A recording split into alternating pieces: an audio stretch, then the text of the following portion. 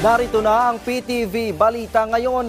Hinamon ni Pangulong Ferdinand R. Marcos Jr. si Pastor Apollo Kibuloy na magpakita na at sumunod sa batas. Magugunitang si Kibuloy po ay naharap sa kasong child abuse and human trafficking at iba pa. Samantala, wala namang nakikitang masama ang Pangulo sa pagtulong ng pribadong mamamayan sa gobyerno upang madala sa korte ang isang wanted na tao. Matatanda ang isang pribadong individual po ang nag-alok ng 10 milyong reward sa pagkakaaresto ng religious leader. On the law. Now, if there are private citizens who want to assist the government in that effort to bring him to justice, I do not see what is any. So he can question their motives as much as they want, but magpakita siya. I question his motives. Let me question his motives. Bakit lagi kaming kine-question? Sinusundan lang namin ang batas. Sundin din niya ang batas. Yun lang. Sa ibang balita, posibleng simulan na po ng Department of Agriculture sa linggong ito ang pagbebenta ng mas murang bigas sa merkado. Ayon po kay DA spokesperson at Agriculture Assistant Secretary Arnel de Mesa, sa ilalim po ng programa, ibebenta ng 45 hanggang 48 pesos ang kada kilo ng well-milled rice. Posibleng isabay na rin dito sa Project 29 program.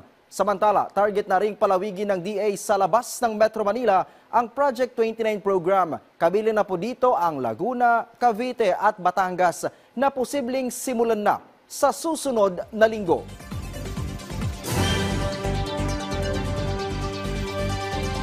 Sinisigurado naman ng Department of Education at pamunuan ng Palarong Pambansa 2024 na ligtas at dekalidad ang mga gaming venues sa Cebu City na paglalaruan ng mga atletang estudyante. May report si Darrell Oclares.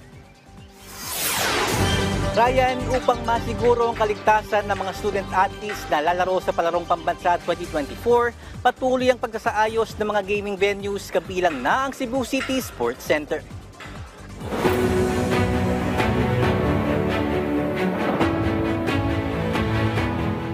Ilang mga larawan ang naipost sa social media na ipinapakita ang mga umano'y sira sa track and field. Kaya sinisigurado ni Region 7 Western Visayas Assistant Superintendent Adolf Aguilar na makukumpuni ito bago umarangkada ang athletics.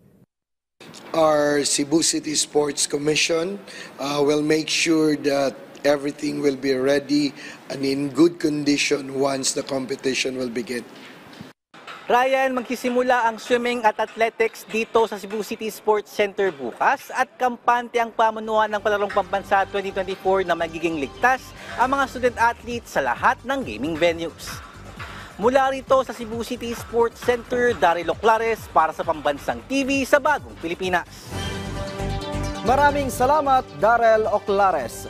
At yan po ang mga balita sa oras na ito. Para sa iba pang updates, i-follow at ilike kami sa aming social media sites sa @PTVPH.